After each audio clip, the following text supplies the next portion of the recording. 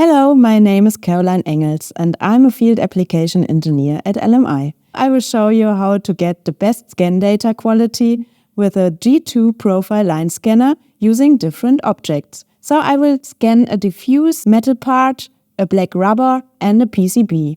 In the next minutes, you will see which settings you can use to improve your scan data quality. So, as soon as you enter the IP address in your browser, you will enter this user interface.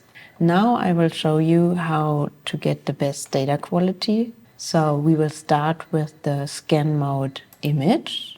Here you can see the first point as the trigger, so we have to decide if we want to use the time mode as a trigger source or encoder or external input or software. So first of all, we will use the time mode to set everything up, because then it's easier to adjust the exposure time, for example. So if I start the sensor, you will see the profile line here, and in the video mode we have the option to show the exposure. So now we have the blue dots here, or data pixels. And you can also hide the exposure again. So as it's written here, it's underexposed on the blue points, and the red points are the chosen or selected spots. And you can also hide and show the dropouts. So here you have different visualizations to check your data quality. Then the active area, I will come back to it later, and also the other adjustments for the subsampling I will show you later. And we have the exposure time. So for example, if I will increase it to 2000, here you will see it's much brighter, and if I zoom in, you have some speckles here, some pseudo data points, and this is too bright. So let's decrease this again. Then you see, yeah, this is good. So you see the red dots are the selected spots, and you have a nice surface. So then if we checked the exposure time here in the video mode, we can switch to profile mode. So here you see the profile line, and you can also adjust the active area. If you click in one field, you can adjust this yellow frame as you need it. So we don't need so much data beyond and above the part or the object, and yeah, so then the active area is decreased, and we can speed up the sensor with shrinking the active area.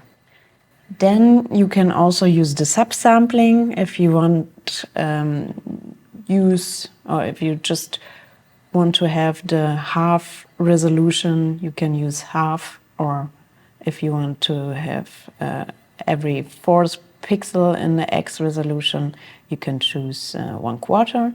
And for the Z subsampling, you can also choose the entire Z resolution or the half resolution. And again, we can also choose the exposure time. So before we checked this in the video mode, and it looks already quite good, but you will also see if you change it to a bigger one that we will see some strange reflections, and this looks very bad. So here a shorter exposure time is better. Okay, then I will switch to surface mode. Here I would recommend to enable the intensity. So then you will get for each data point an intensity value as well. So here when I hover above the data points, you will see this for every point in this little white box right next to my cursor.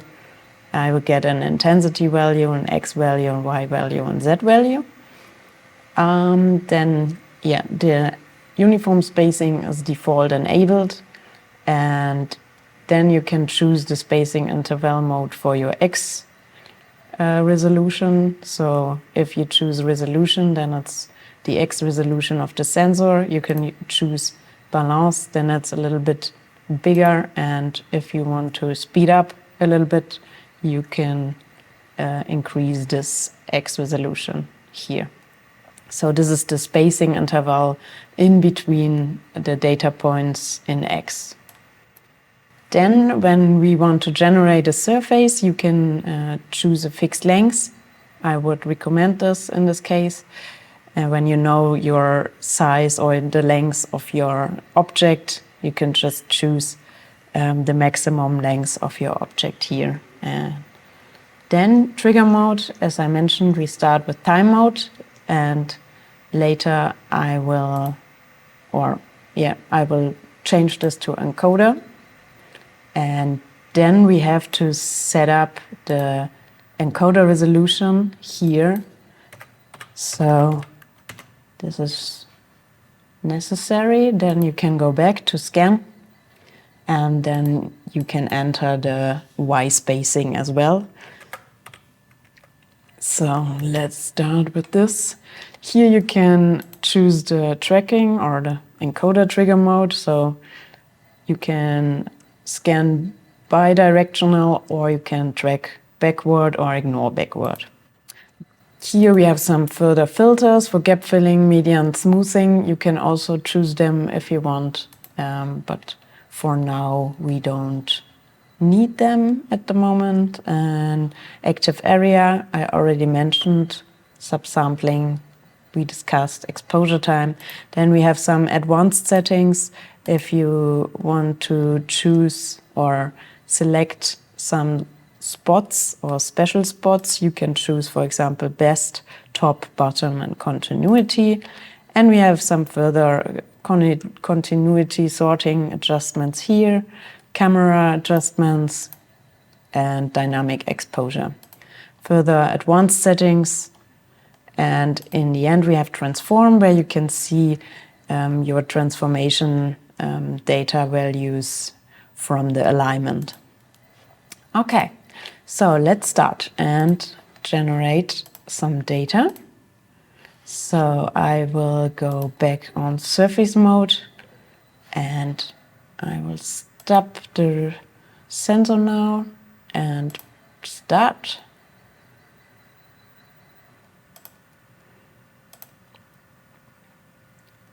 We can also record the data if we enable this button before we scan.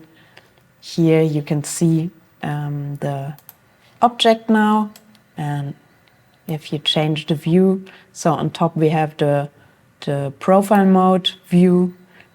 There you can see just a section of your object, and you can look from top.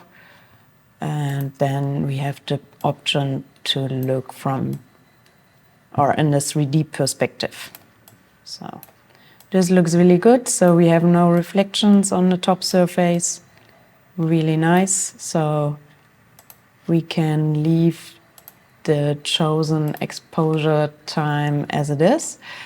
When you want to zoom in, you will see, it's the mesh mode enabled at the moment. So here on top you can choose different visualization modes, and one is the mesh mode, and you can switch to points, and here you can see every single data point. And again, for each point you see intensity, X and Y and Z value. And you can also look at the intensity image. So this is the intensity image. You see it's not overexposed, it's not too bright, looks quite good. And Then you can also choose just the uniform visualization and the gray visualization, and here's just the color visualization. And here we have the combination of intensity and color visualization. Yeah, so I think we have good data acquired here, which we can choose for further measurements. So now I will switch the part to the second one. So let's acquire some more data of a second object.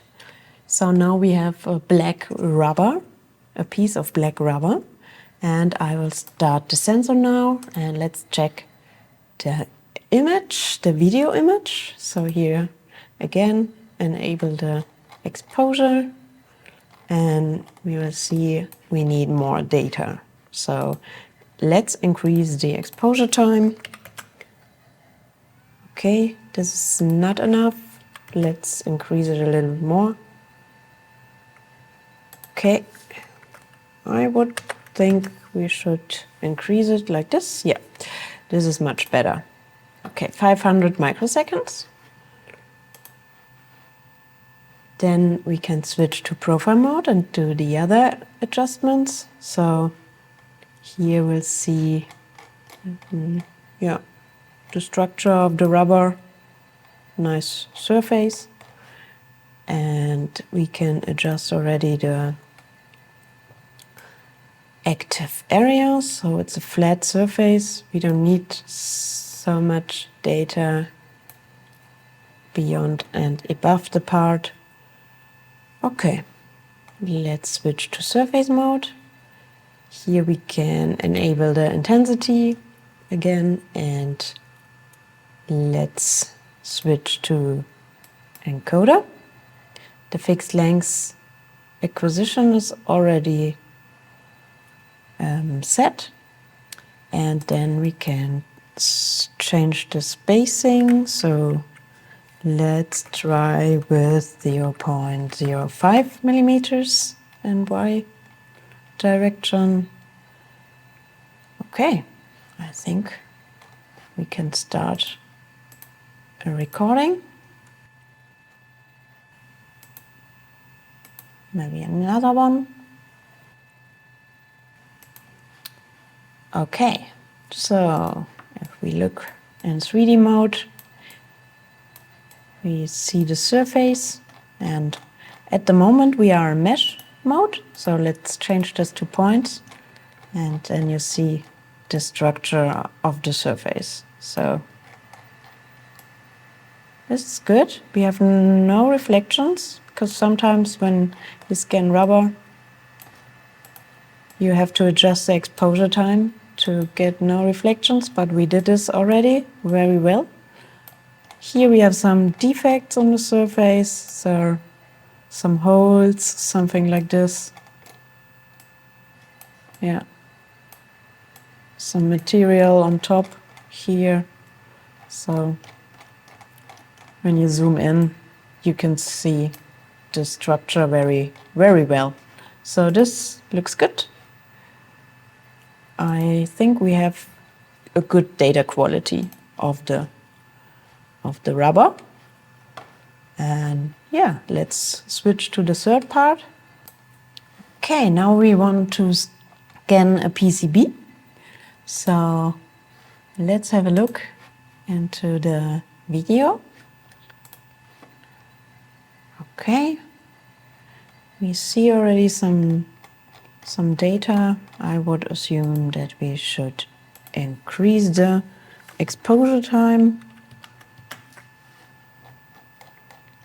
but yeah, for now it's okay, but I think we have to adjust this later in the profile or surface mode.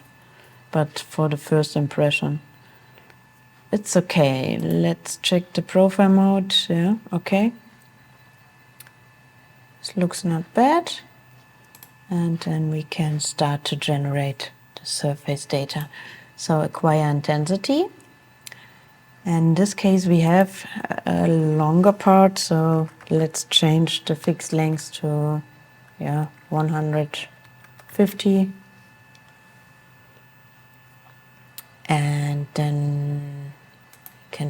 to encoder. So the spacing, let's set it 0.05 again. And then let's record some data.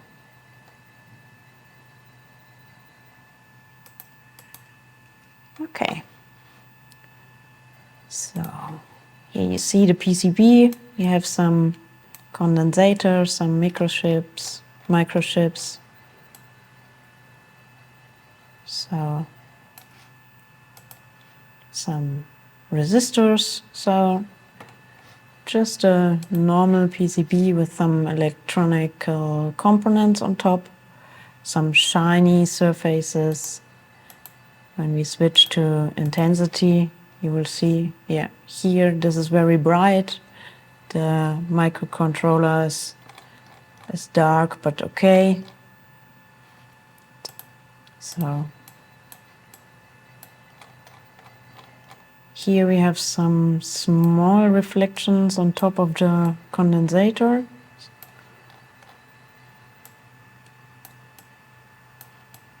Maybe we can reduce them a little bit. So let's try to change the exposure time. So it's also possible to use a multiple exposure for this sample part or for this object. It would be good to use a multiple exposure time because we have some dark surfaces and some brighter surfaces.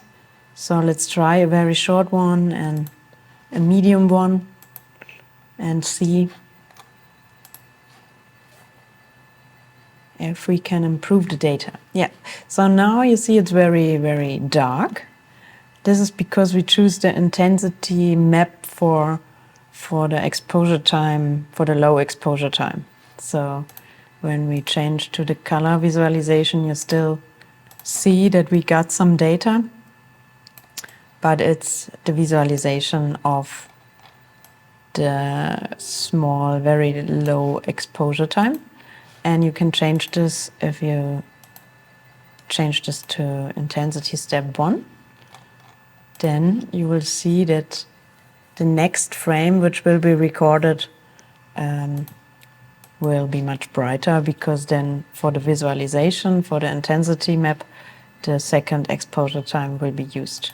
Thank you for watching this video. If you would like to learn more about our products, please visit our website at lmi3d.com.